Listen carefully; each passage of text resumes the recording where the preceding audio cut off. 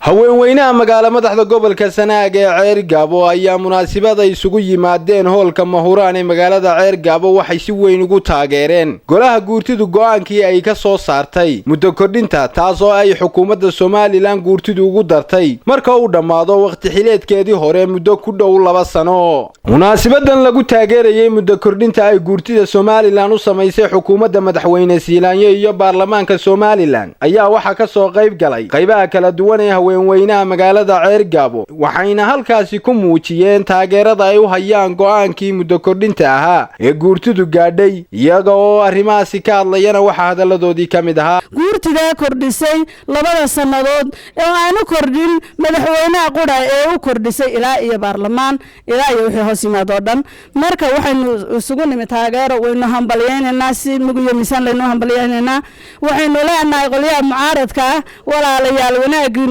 wanaagayaga samihiin waa samahayaga si weyn u fakara oo indhadheeriyaasha waxaan leeyahay golaha guurtida iyo go'aamada ay soo jeedisay wax kasta oo dalkeena nabadda u horseedaya oo ka ilaalinaya khalkhalka waanu taageersanahay laakiin wax loo kordhinayaa kuwa guurtida kuwa baarlamaanka annagu waxaan musharaxiin u sharaxan golaha baarlamaanka haddana haddii ay jamhuuriyadda dastuurkeena sinay la kordhiyay raali baanu ka nahay waan ogolahay laaran u celinayna oo maanta isugu soo baxnay oo u muujinay taageeradeena ugu dhawaaqay golaha guurtida san ugu dhawaaqay xilkas kale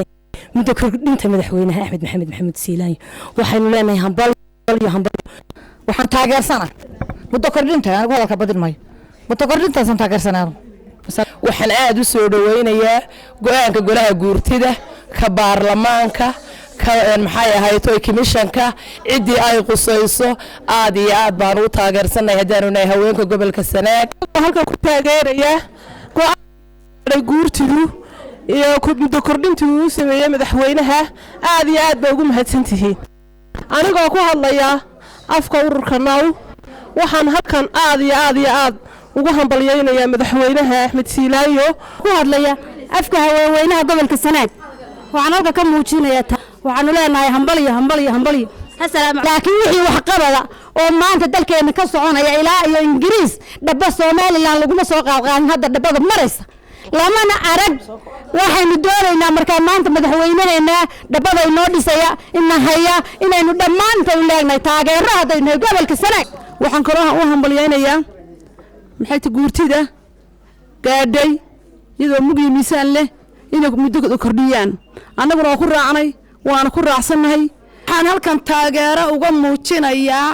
golaha guurtiga oo si qurux badan maxay haytay u kordhiyay waxay kordhiyeen waa 4 bilood aanu ku taageeray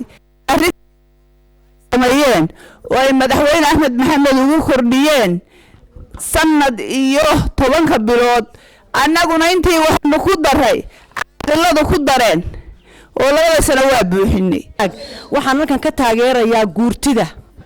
u kordhisay madaxweynaha sanadka iyo 10 bilood annaguna 5 sano ma ugu daraynaaba sababtoo ay tahay Ceergaabo caloosheeda kala qalanba annagu naamigaas aan dooranay in naba sameeyaba